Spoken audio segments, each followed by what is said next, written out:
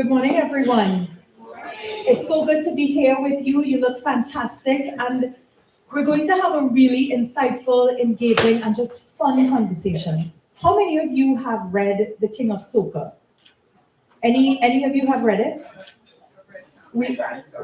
Some have read. I had the honor and privilege of reading it over the last week, and I have to say I was completely blown away.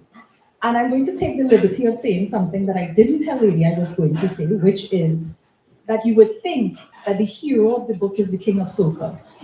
The hero of the book is right here. The hero of the story, the heroine of the story is right here. And so we have the honor to speak with Lady this morning. And I know, Lady, you wanted to start off by reading a bit from the book, the passage Miracle Birth. So I'll hand over to you for that. Well, good morning, ladies and gentlemen. Thank you for welcoming me here. I'm very happy and proud to be part of this organization or being able to contribute to this organization. Congratulations to all involved. We're sharing a mic today. This is very intimate. So I'm going to transition now to my role as mic stand.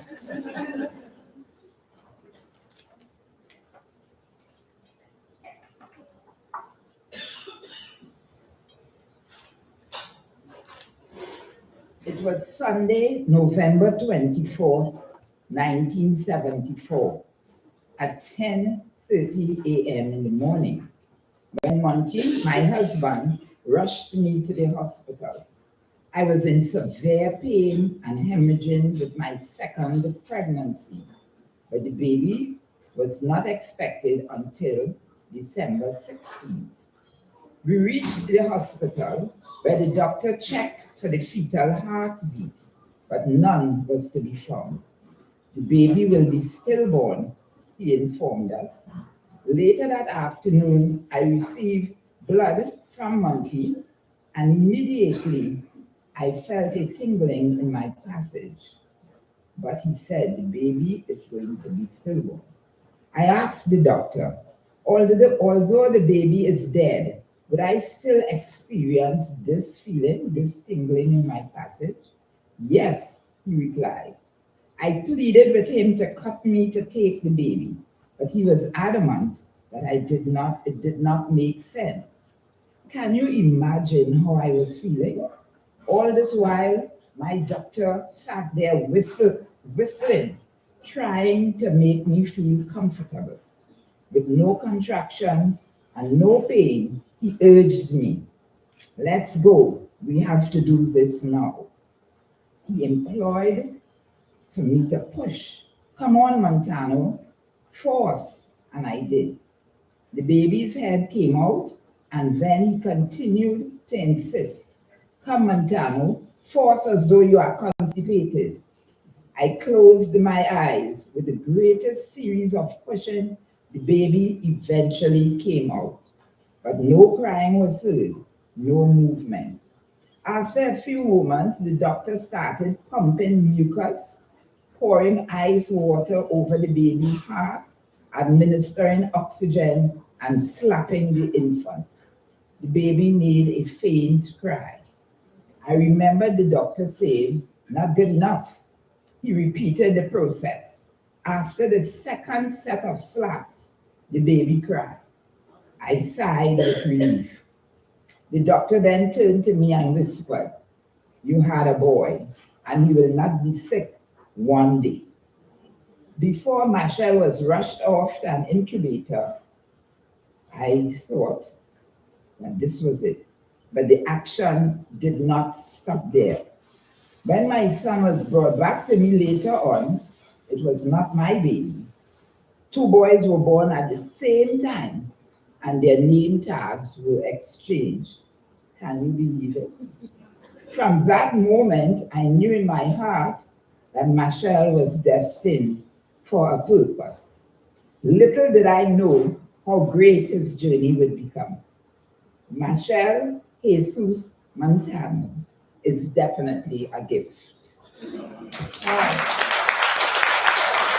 So maybe we could start there. What an amazing story that was.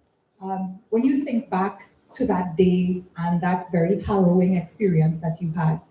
And now you see 5 decades later what has come of Machel's life and your family's life.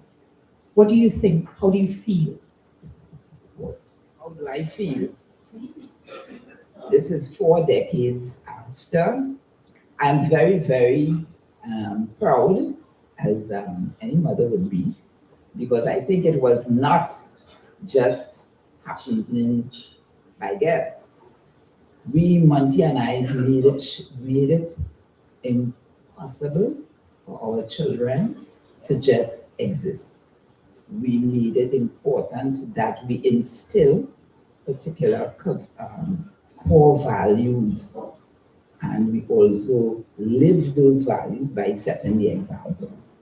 So when I look at both my children today, we feel proud, but not just because they have been successful, but because as men, we see where our energies, our efforts, and what we taught them really, really realize, and it has manifested in them as men, and not only men, successful Trinidadian. Amen. Amen. So, just give us one time. We want to make sure upstairs can hear you a bit clearer. sure. We should. You all did not hear? Oh, sorry.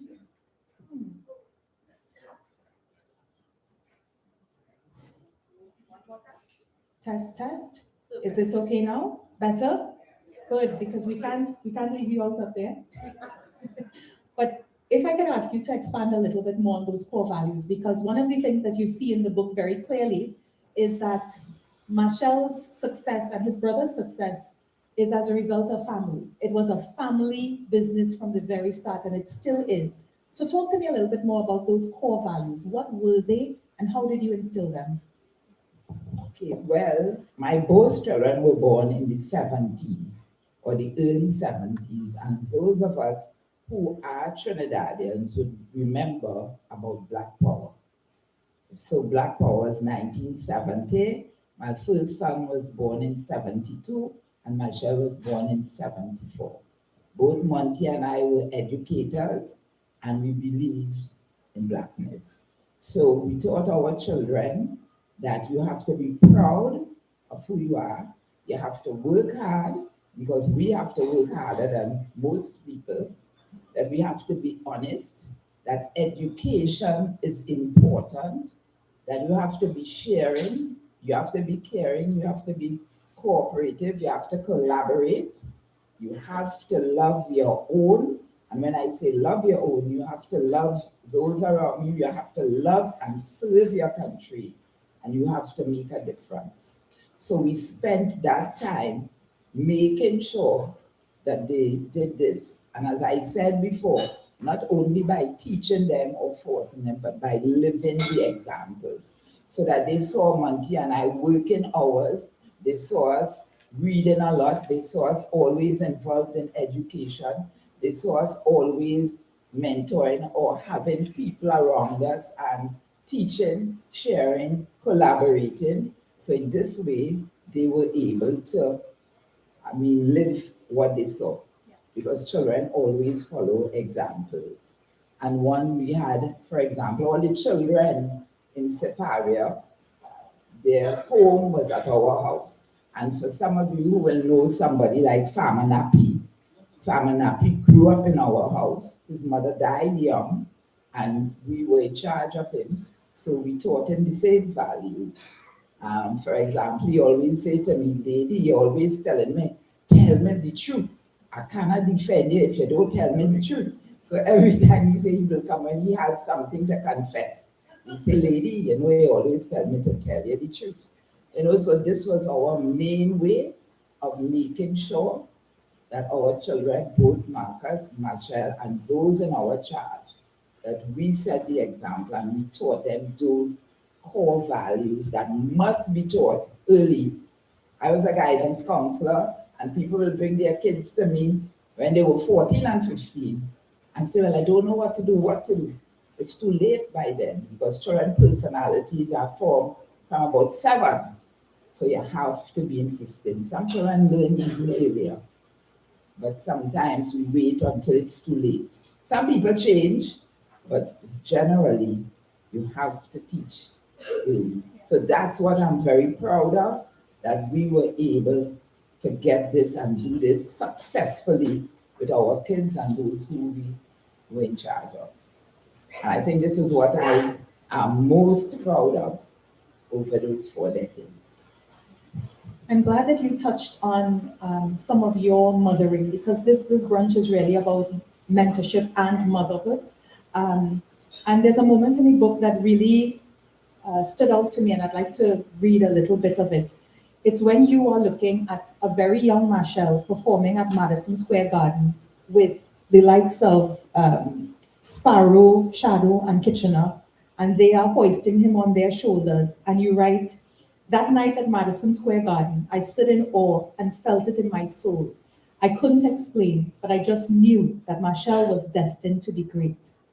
And as a mother, I know that you must have felt extremely proud, but also a great responsibility. Am I correct? Well, thank you. I really felt great, but it was a nervous moment because Machel was 9, and this is 1984. This is Madison Square Garden, and this is in New York, and this is the first time. And if you know anything about Machel, we don't know what he's going to say, we don't know what he's going to do. So we sit there just like the audience, looking out. But when I saw it and he got a standing ovation and he was there, I felt, well, yes, we don't have to worry. I was worried when he was rehearsing. At 9 years, he turned to the band. "Somebody here off key." I said, "My God, what is wrong with this child? What do you know about off key?" It turned out that one of the horn men was off key. So when he came back, this is May 1984, the 19th, he said to me, "Mommy, I can't take this. I am going to form my own band." And he formed his own band, Panasonic Express, on the 19th of May, 1984. And as I said, I felt responsible too, and I do feel responsible still, because he comes to me every morning, even if he's abroad, to talk to me and for us to consult. If I am not around, he say, "Lady, you abandoned me, you abandoned your son." But at least I feel very good about it, because to know that that's another thing, we always encourage our children freedom of expression, so that our children never hid anything from us. Because as I said, tell me the truth. That's the only way I will know how to react and what to do. So he has kept that up every day.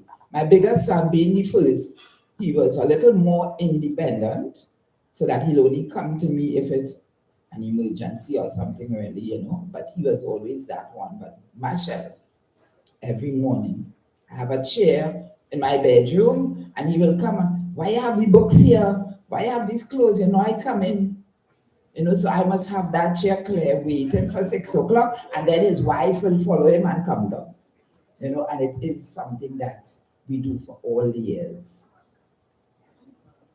So throughout the book, you are seen as the person that is helping Machel to achieve his full potential, and your other son as well, Marcus as well. There's a moment where you say that, he would do something on stage and then kind of glance at you to see if that was okay. What advice do you have for us in terms of shepherding children to live up to their full potential, or anyone that we're mentoring for that matter? What's your advice for helping us to realize their potential? Well, as I believe, everything starts in the home. And that's where Machel started. As parents, you are supposed to observe your children and observe their interests and their potential. So at the age of 5, I noticed Machel, for example, will come, and I think Marcus was playing the guitar. He was 7. And he had to sing and play the guitar, but he couldn't sing. So he will drag the brother to sing. And the brother is 5. The brother will take our tape recorder.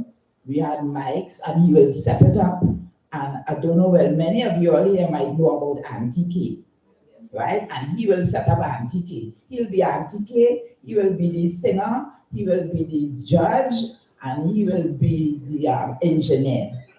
So he's setting up mic, he's setting up everything. He's singing for the brother while the brother is playing the guitar, and then he'll judge and everything. And tape it at 5. And then he'll bring the tape for us to listen to. And I said to my husband, but this child has a good voice. And then we sent him to the music school that his brother was going to. And this is how he started. Then he showed that interest in engineering and setting up mics and things. And he decided this is how he wanted to go. So professionally, he studied in Ohio for engineering and production. So he is a qualified recording engineer and a producer. And when he was in press, again, this is where you observe your children. He was studying, Machel was studying chemistry, physics, econ, and something at A levels. Now, we were teachers at the time, so he said to me, lady, I ain't able with this thing. This is not what I want to do, right? Because by then, he had his own recording studio, but he was a teenager. He was 16 or 17. And I said to him, well, I started to cry. Oh, you could drop out here. Your parents educate, and he said, this is not for me. My husband was more understanding. I shed tears. But what my husband said, okay, you do not want to do this, but I hope you know that when you go to entertain, this is not a 9 to 5. You have no pension, and you have to work hard. So you know if you want to do this, expect this. Also, if you're doing this, you have to be skilled and you have to be educated. And he was prepared to do that. And he went off to Ohio. And again, we always believe in sharing and giving people opportunity. We sent our keyboardist to study with him. Machel ended up coming in the 1% of the school when he graduated. And he did that. And it's the same thing now again. Machel is a well-known, very popular entertainer. But he came to me and he said, after he dropped out A levels, and we thought, well, this boy not interested in education and everything, he decided he's going back to school. And he decided on his own he was going to university. And he did his master's in carnival studies, which was similar to mine, but he did it at the University of Trinidad and Tobago, where they had the theory, but they related it more to the pan and our local history. Because he said, I've been going there and entertaining the people, but now I want to share the knowledge of the facts and the history of my culture. And he ended up, he came first in his class and an entire university year.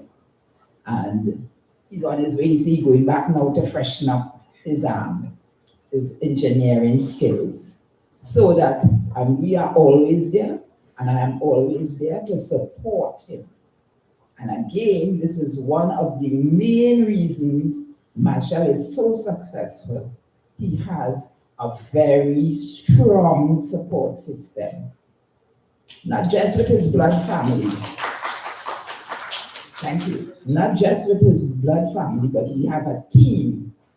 And we have a team that where, again, based on relationship, based on family, based on cooperation, we have people who have worked with us for 40-something years. One man was 20 when he started, he's now 60-something. And he's still there traveling with us. And we have people, Farmer Nappy has been with us since he was about 9, 10. Machel made sure he got out on his own career as a solo artist, but he's always there where we guide him. and he could always come, and Machel, he's like my third son. We also mentored Patrice Roberts and many other young artists who you see are successful. Coming from the lady, she had So in a few minutes, we'll open up to take some of your questions. So get those questions ready in your mind. I just have one more to go before I pass the mic over to you in the audience. I have to touch on criticism, right? Machel and you have been very vocal about criticism that has come from the public, many times unfairly. I would certainly say unfairly after reading this book and seeing all of the different contributions that he's made, in addition to listening to his music for decades. How do you deal with that criticism of your son, of your miracle baby? How do you stay quiet? How do you not react? Again, I always say we were teachers. So I've taught my children and I've taught myself that when people talk, you must know your truth. You don't have to answer anybody. I tell them, let it be like water on a duck's back. I always teach my children. Machel will tell me something about water on a dashing bush leaf. You know, so we have taught our children, don't answer them. I say, first they begin, nobody comes and pelt a mango tree without mangoes or even without a ripe mango on it. And when the people who talk, you look at their lives, nothing is going on for them. Sometimes when I look at them on Instagram, they have no followers. So who's listening to them? You understand? And I teach my children, let your work talk for you. And again, when you work excellence in mind. And these are all the things that we have taught our children as, you know, when I say children now, but as young boys. So that when they go out, sometimes they overdo it. They always telling me, when I say, Marcus, why are you so cheap? You say, well, I had a good teacher. I said, I didn't teach you to be cheap. I taught you to be frugal. You say, same thing. You know? So, and then with Machel, sometimes I have to say to him, I say, Machel, when you're finishing this song or this album, I say, we'll finish Ash Wednesday, because he will not stop until he's perfectly sure that this is good. So when he's done, he's going to put that, those days they used to have cassettes, he will put it in his car and he drive on the highway to listen to it, to know how it's going to sound on the radio. He's not going to record it and rush off so that it get on the air and no partner. He's not doing that. So when you hear it, you know that he has done all that is necessary and still not satisfied. Because he says something about he's professionally dissatisfied or something with what he does. But eventually, the product is good. And when you hear it, you know it's coming from a deep place. As in 1985, I remember we went to do an interview, WBLS in New York. Again, I sat down with my fingers and my toes crossed because I don't know what he's going to say. And I listened to this little boy and I said, but where are you getting all these talks from? But he knew exactly what he wanted. He'd say, I am going to make sure that the music is palatable so that it's going to reach international market. And he's saying this as a little child. And we're going to work together. And if you look at his music, it is all about love. It's all about unity. It's all about togetherness. It's all about sharing. And it's all about those values that were inculcated in him as a child. And I don't have to say anything, but just be there to support him. Some big lessons here for all of us, I think. So, are there any questions from the house? I'm sure there must be one or two.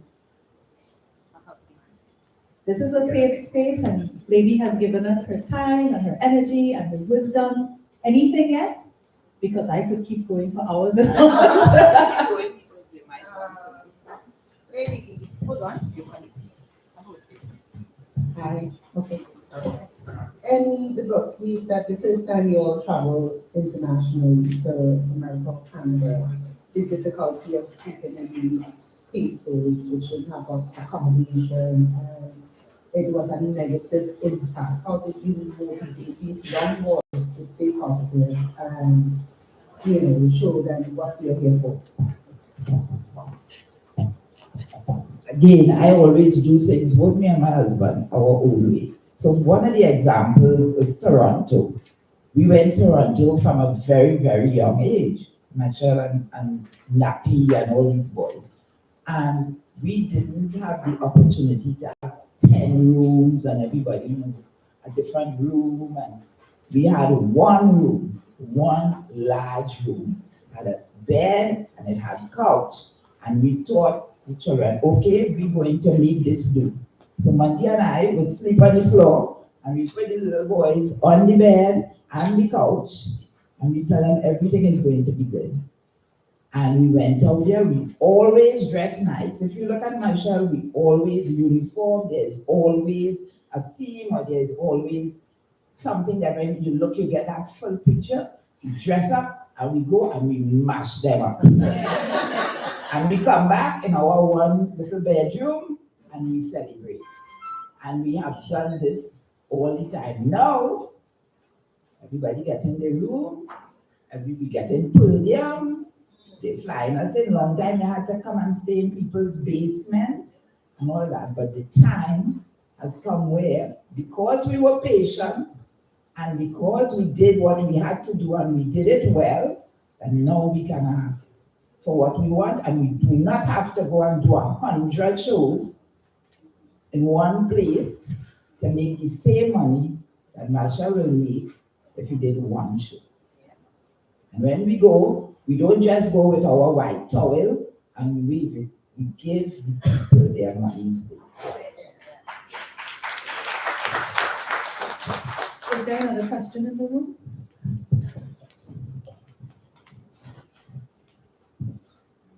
So I'm just wondering if you had any idea how big and global he would be. I know as a mom, sometimes you see a little kid and you're like, okay, you have a little thing going.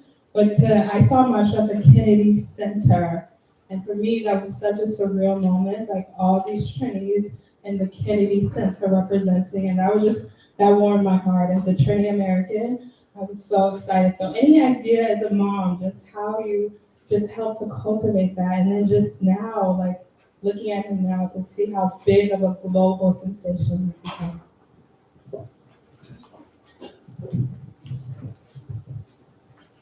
Thank you. As I said, at 5, well, not at 5, November the 24th, 1974, when that child was born there, survived, and they exchanged him. And I always tell the people, not no ordinary exchange, an exchange that could get me put out, because they brought me an Indian baby. One fat, nice, rosy Indian baby, when my baby was smally because he was premature. So that from then, I knew that this something is different, something is special.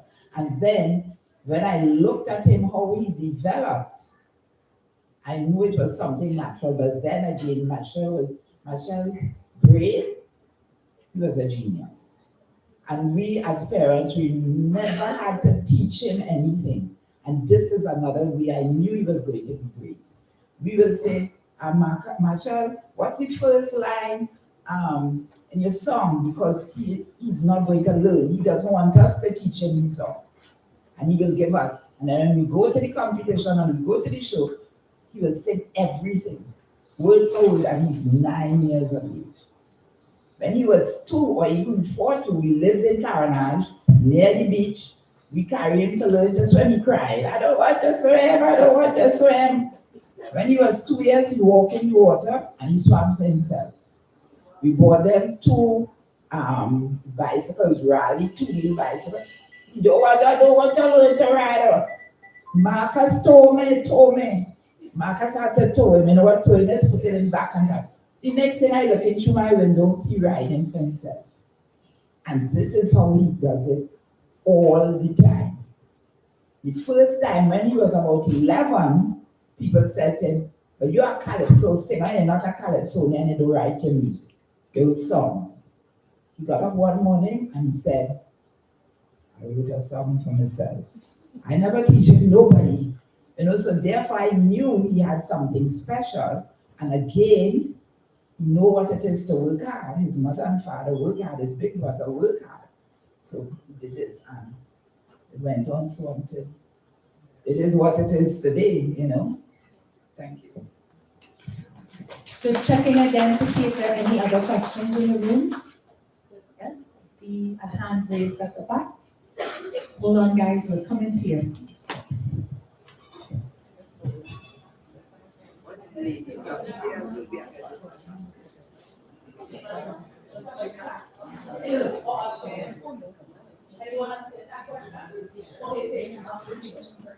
I can hear you.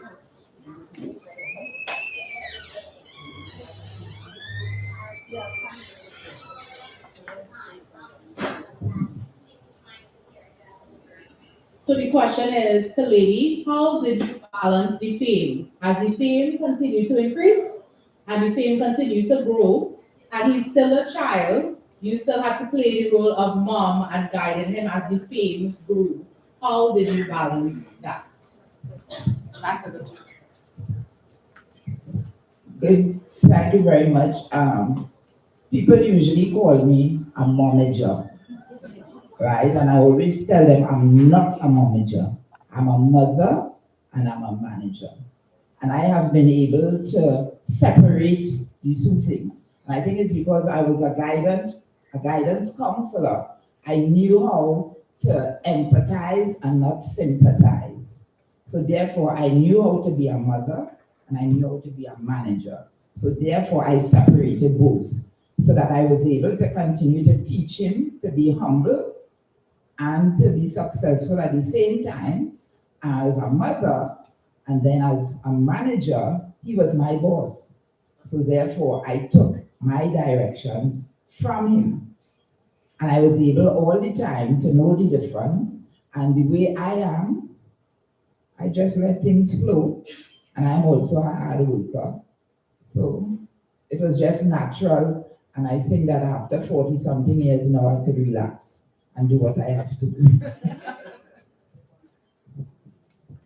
One more. Good afternoon and happy Mother's Day to you and to all. So you spoke earlier about truth, speaking truth. That really resonates for me because it is my mantra of standing in my truth. In the current environment and just as in terms of your legacy, what lessons or what legacy would you like to leave with your children and that of us here and the broader? Look, I'm putting you, maybe I put you as Prime Minister, Trinidad and Tobago, right? But yes, for the people of the region, what lessons, what legacy? And I know we're in a very point of personal privilege. We're in a very Trinity-centered group, but I want to shout out Vanessa Butler, who leads the Jamaica National Association and wanted to be here today to join us. Well, I could direct a message to her. Our second home was Jamaica because both my husband and I studied in Mona, and my big son was 4, and my last son, Machel, was 2. Marcus went to Hope Valley Experimental in Augustown, and Machel went to Mona Basic, so that we share a common ground, but we think of ourselves as one Caribbean and Caribbean people. But to answer your question now, in terms of legacy, I keep telling people I like to be remembered when I'm alive. In the sense that I like to know what I could give now. I love to be appreciated now, in the sense that it makes me feel good that I could contribute to someone's achievement. So what I have been doing again as an educator, first I wrote my book, which is a biography of Machel, which is teaching people how to be successful and the things that he went through. We are also at next week, we are launching Machel's documentary so people can see Machel's life, the truth, because people just see him out there being popular and whatever, but know that he's a human being who is also vulnerable and who has gone through things just like any one of us. And then I am going to, it's 40-something years now I've been in this business, and I have collected everything that is Machel. And I have an archive that is just as old as his career since 1982. And I am going to have an exhibition at the Brooklyn Museum, and these ladies here are part of it. Adrina is my curator, and our assistant is Deshona. And we are going to have that exhibition for 3 weeks in the Central Library in Brooklyn, and also in the diaspora, in the other branches. The reason why Brooklyn was chosen first is because that's where his professional career started. In 1984, he sang at Madison Square Garden, Sparrow, Kitchener, Shadow, and he opened for them. And then in 2007, he had his very own concert at Madison Square Garden. So that we started there. And hopefully, I've been begged and persuaded, why don't come to DC by Deshona and Adrina. I promise them that I will. So that I believe in whatever I want to give, I want to do it while I am alive. I don't want people to praise me when I'm gone. Do it now. And how do you praise me? You involve me in whatever you're doing, and you appreciate it. And I'm good with that. Are there any more questions in the room? Thank you so much to those of you who asked something and got involved in the conversation. If not, how much time do we have, Shona? 3 minutes. 3 minutes. So in the final 3 minutes, lady, what I'd like to do is sort of just look at this audience here. We have women and a few good men of different ages, different stages in their lives, listening attentively to what you have to say. What is your advice for us based on the things that you've lived and experienced? What do you want to leave us with on this wonderful Saturday morning? Thank you. I will also like to get something from some of you. I am 75 and I want to live to 106. Like I tell people, I am in my last quarter and I could do with a few extra. So that I love to take lessons because I'm very, very funny about living good, living healthy, and doing good.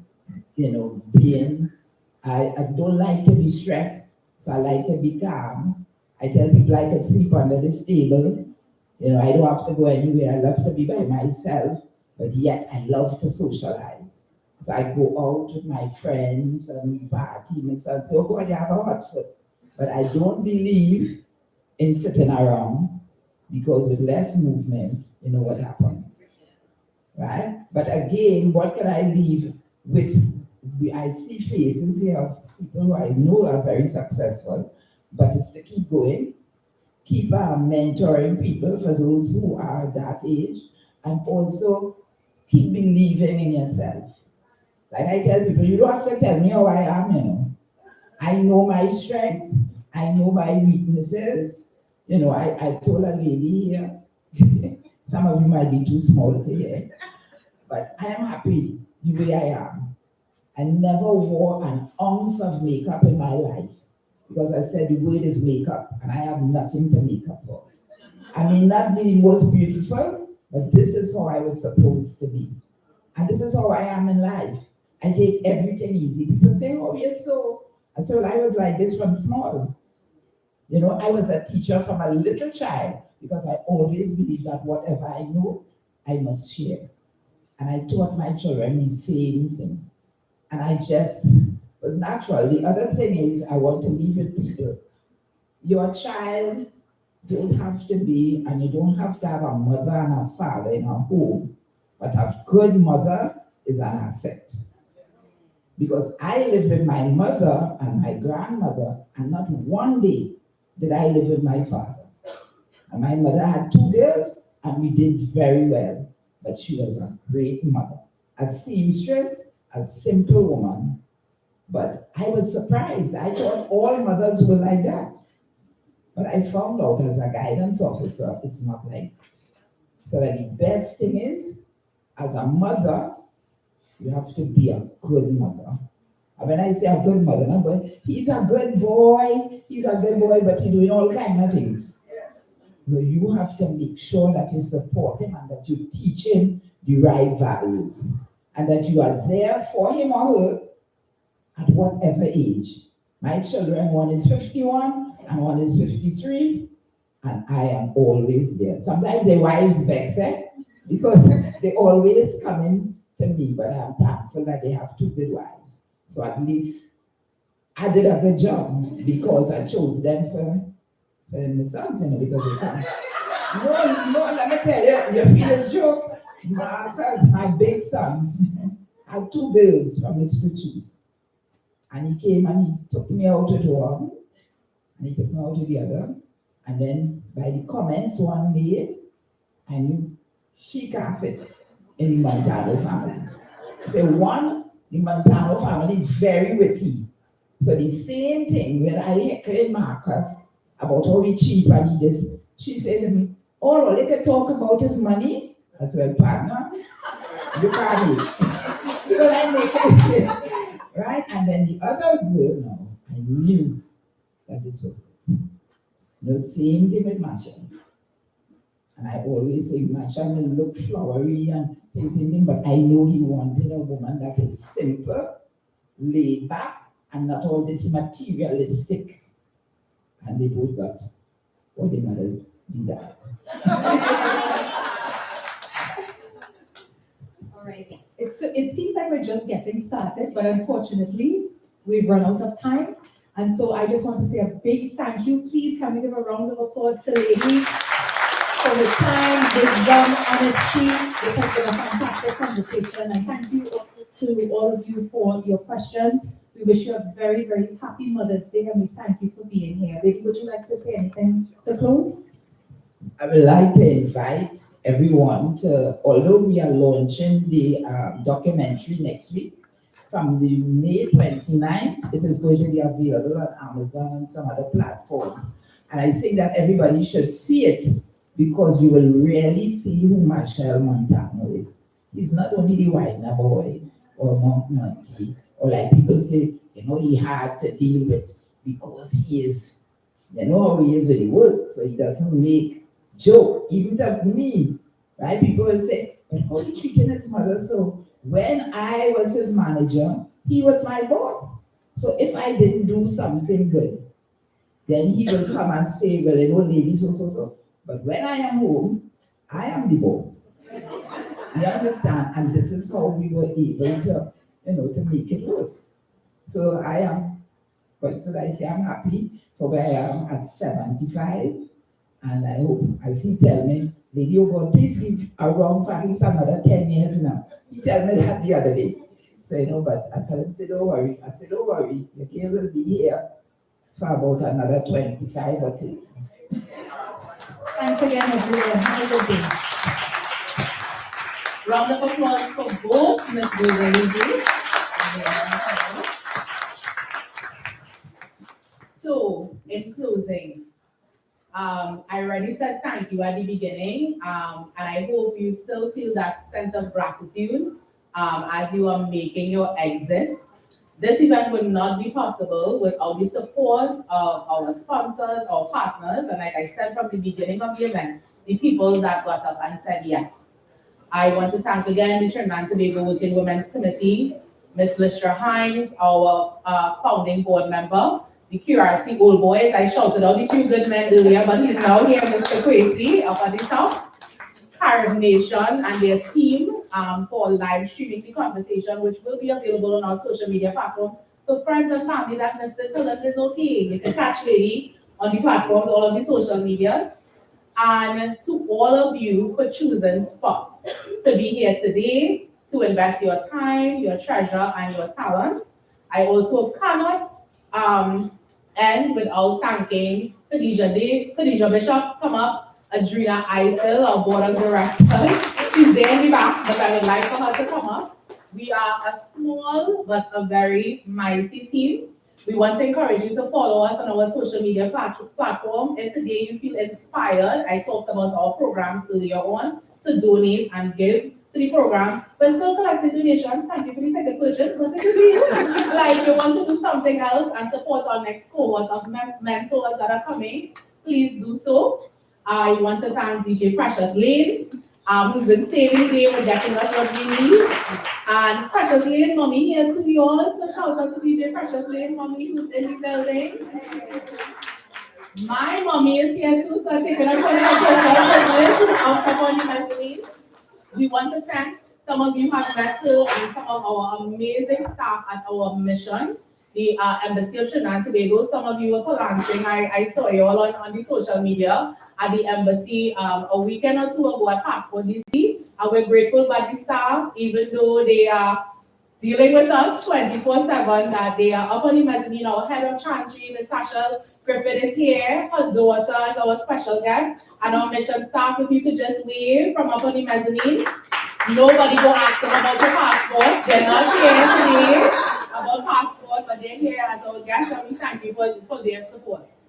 So, last but certainly not least, Ms. Winette McIntosh, Mrs. Janine Prime, Mr. Prime, thank you for allowing us to have some home within your home for a little bit of Saturday to celebrate our mothers. I have a saying that I say all the time, if the world could be, if all the world were one Caribbean, what a wonderful place that would be. I hope you all felt that today. Have an amazing and fantastic Mother's Day. Thank you so much. There is the King of Soca team, Eliza Rose, give a little wave. You saw her when you were coming in on the patio. I know some of you want to purchase books and have Lady sign them. This is your time because Lady is back to New York and then back to Trinidad and Tobago where she can get some warmth. She's talking about how cold it is. So you have your opportunity today to get that done. If you want to order books, you can talk to Eliza. We're asking you to just make your way out to the patio. We want to give the St. James team time to open back up to the public. They were so gracious to host us. There's also a couple of things from the King of Soca team on there. And then our vice president of Spotless wants to ensure that every mom and those who are moms of their community in every type of way is also getting something from us, and you will get it up here before you exit. All right? Pictures. Let's have some guidance on pictures. Sponsors first to get pictures with Lady at the top. And then we will ensure that we can get as many pictures as possible so that we can honor the time to exit. So we're asking for your patience and your coordination in advance. Anything else? On the few good men, because Lady was just with him yesterday and he was with us. I mentioned him yesterday, but I want to have it for the recording and for you all here. Mr. Adrian Eiffel is not in the room, but he's the father of Adrina Eiffel. And when I was talking about the persons who said yes at the very beginning, and we talked about the women at the top, Mr. Adrian Eiffel was one of the few good men to lead the charge.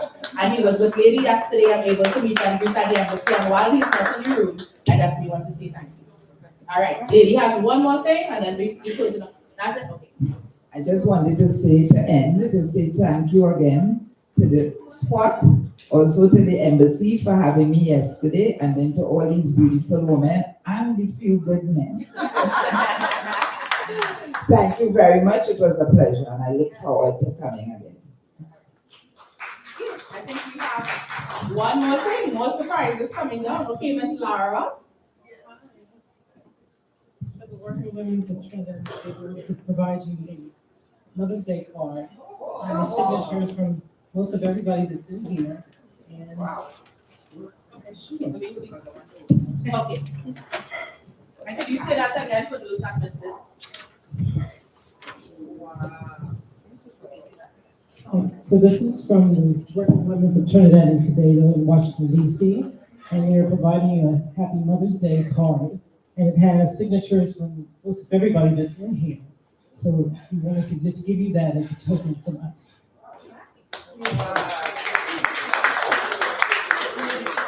All right.